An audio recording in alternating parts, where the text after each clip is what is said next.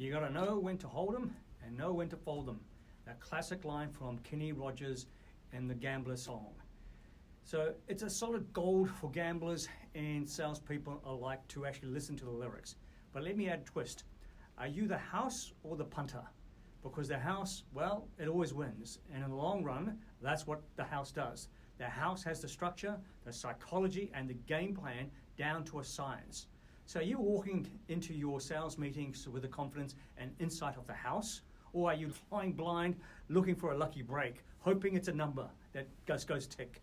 Now here's where this little green book by Phil Gordon comes into play. He talks about reading opponents with total precision, spotting their tails, tracking their behavior patterns, and understanding their motivations. All strategies we dive during our training sessions on the psychology of selling. These are the same skills. They apply in every single meeting with the client. Here's what I mean. Spot their tails, just like in poker. Clients reveal subtle clues. Are they nodding in agreement? Glancing at their phone? Even small changes can give away their stance.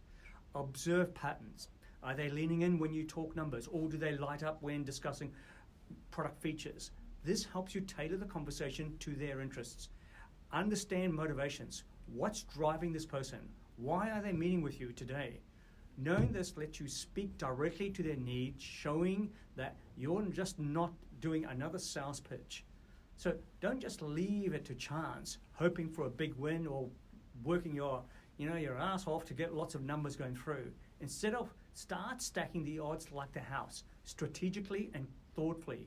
And if this sounds like the kind of high-level training you or your team need, let's get on call, because we're not just here to close deals. We're here to make sure you win every time you play. I mean, do you actually think that poker players go into every deal going to lose? No.